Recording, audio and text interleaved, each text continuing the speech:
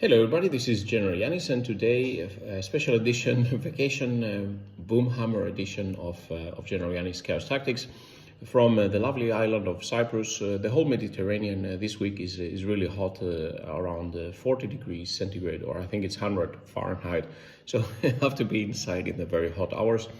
But in this video I will be looking at the Cultists for Death Guard and Thousand Suns, especially with their Scout's 6-inch ability.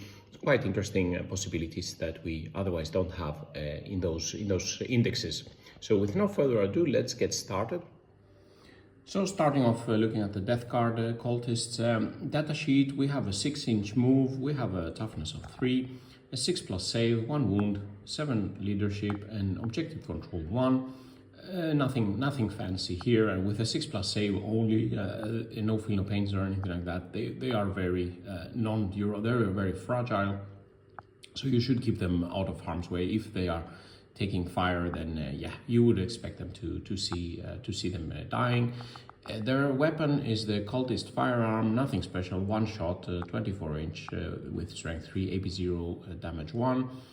And their melee weapon equally not super strong, 2 attacks with 4+ to hit, strength 3, AP 0, damage 1. So there are not any particular damage dealers here. For the shooting weapons, 1 in 10 could substitute the firearm with a flamer. The flamer, flamers in this edition are quite good with the Overwatch stratagem in general. 1 in 10 can substitute to a grenade launcher that has also a crack profile, which is actually not very bad. This is actually quite good with a strength 9, AP -2, damage 3. You could get lucky with this one to do something.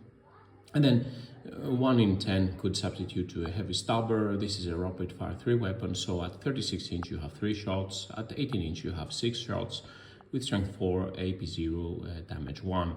If we look at their abilities, interestingly enough, previously the Cultist couldn't carry the Contagion, now they have the Nurgle's Gift. And also they have this very interesting Scout's 6-inch pre-move. So basically before the battle round starts, if you go first or second, then you can move up to 6 inches with this unit. So this is quite that's probably why you want to have them. They are 55 points for 10 models. You can have up to 20 for 110 points. If we look at the Thousand Suns, very similar stats here. They cost 65 points for 10. They gain an invulnerable save of 6+. They also have the Scout's ability, but their extra ability here, Pawns of Fate, they could give you 1 command point. If the Cultists kill an enemy unit, you could roll and get 1 command point. Or when the Cultists die, you on a 2+, you can also gain some command points. So no aura here, but they can get some command points. Otherwise, the same stats the same stats and weapons. And if we look at the damage output here, if we look at their firearm, we have let's say the damage that they're dealing against something like a Termagant, 0.17 wounds. Versus Necron Warrior 0.08, Intercessor 0.06, Terminators almost nothing, and Vehicles again there is nothing from the Cultist firearm can do here. If we go to the Heavy Stubber with 3 shots at 36-inch and 6 shots at 18-inch, you can do a little bit more damage, mostly versus other Chaffee type of units.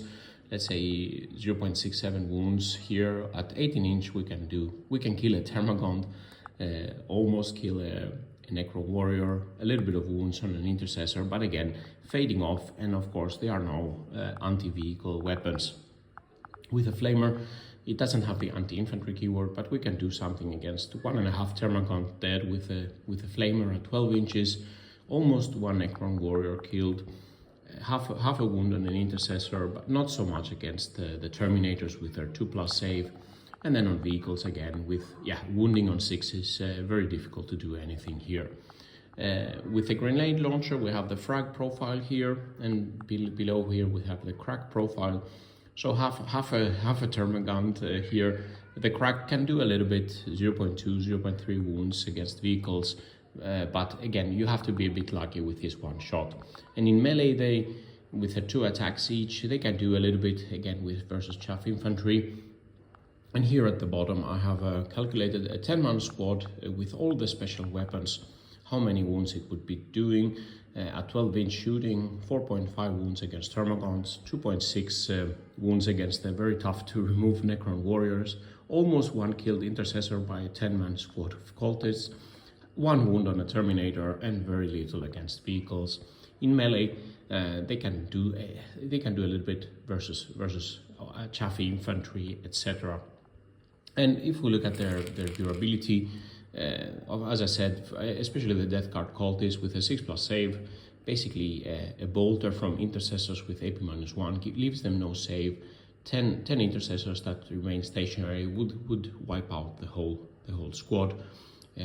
5 terminators with stone bolters would kill 7.5 cultists. If you keep them in cover, if you have the 6+ invul, you get a little bit like the Thousand Suns, and if you also have them in cover, they can benefit a little bit, but of course it's not a unit that is meant to be very durable here. But of course, the reason you would take the cultist is not so much the damage, so you will probably want to have the scout ability. So if we think about the maps for the 2000 points, normally we have 24-inch distance between the deployment zones. The center of the map typically have some objectives.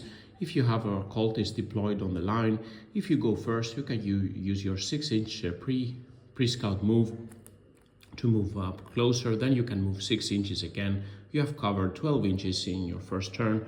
So you have basically a 12-inch action range. You could do an action on an objective. For death card also, if you take it, you will be able to have a sticky objective before your main force of, let's say, Plague Marines or Terminators or some of your vehicles come up and take the objectives. If you advance them, you would have a 12-inch plus D6 capture range. You can't do an action, but you could be able to go even further here. So of course this would be the main advantage.